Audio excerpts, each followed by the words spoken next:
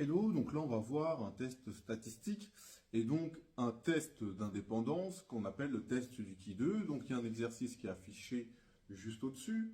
On va le corriger bien évidemment et juste avant je vais faire des rappels sur comment il faut procéder pour réaliser un test du Qui2. Et bah c'est parti. Et donc, on peut se demander à quoi peut servir le test du Qui2. Le test du Qui2, il permet d'évaluer l'interdépendance ou non de deux variables catégorielles.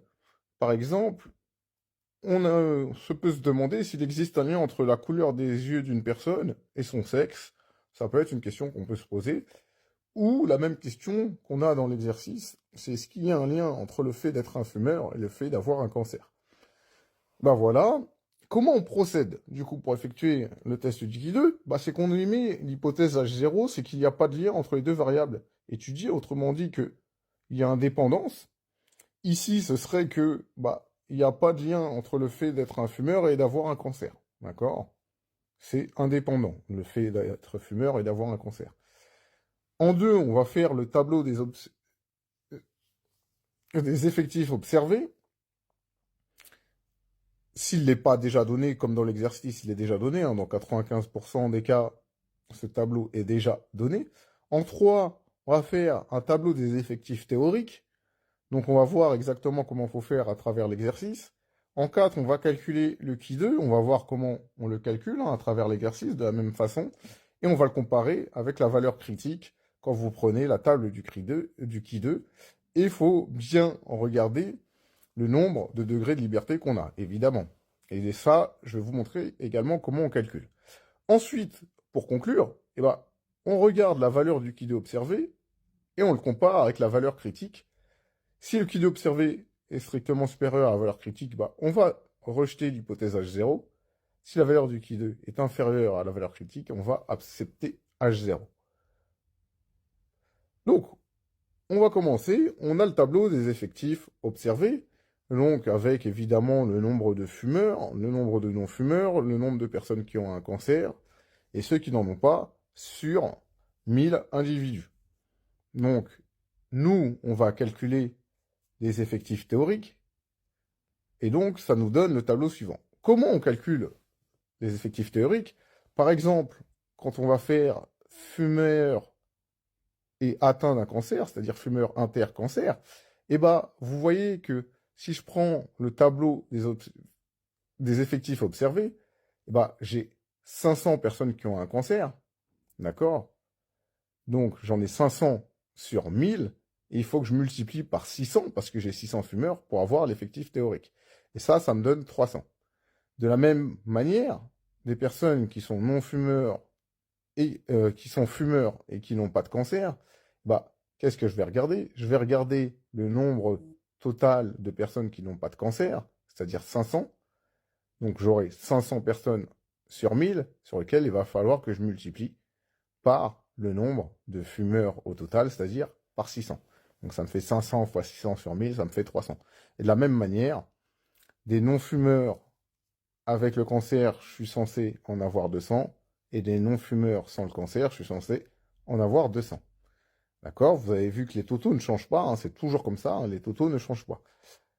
Ok, maintenant, qu'est-ce que je dois faire? Je dois calculer la valeur du Ki2.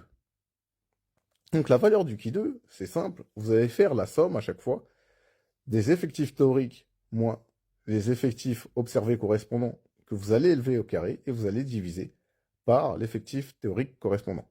Donc, si je regarde pour fumeur et cancer, donc je dois faire 300 moins 342, le tout au carré divisé par 300.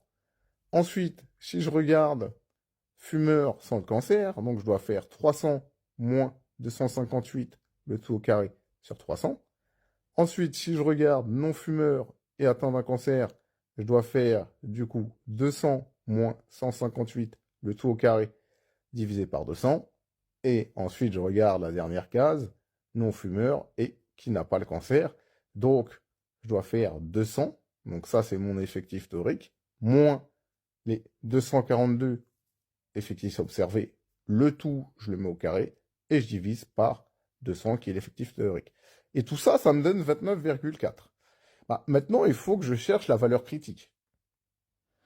D'accord, bah, pour chercher la valeur critique, déjà, je vais regarder le nombre de degrés de liberté. Le nombre de degrés de liberté, ça va être le produit du nombre de lignes auquel vous allez retirer 1, fois le nombre de colonnes auquel vous allez retirer 1.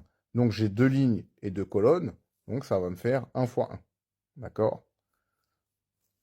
Puisque le nombre de lignes il est de 2, si je fais moins 1, ça me fait 1. Le nombre de colonnes il est de 2, si je fais moins 1, ça me fait 1. Donc j'ai simplement 1 degré de liberté. Ensuite, qu'est-ce que je vais faire? Eh bien, en fait, il faut que je détermine le risque d'erreur. En général, sauf contre-indication, si on vous dit rien, vous prenez 5%. Si on vous dit quelque chose, vous prenez ce qu'on vous dit dans l'énoncé. Donc, par défaut, si on vous dit rien, on va prendre 5%. Et donc, moi, j'ai le risque d'erreur. Maintenant, il faut que je cherche la valeur critique. Donc, il faut que je cherche la valeur critique avec un risque d'erreur à 5%, sachant que j'ai 1 degré de liberté.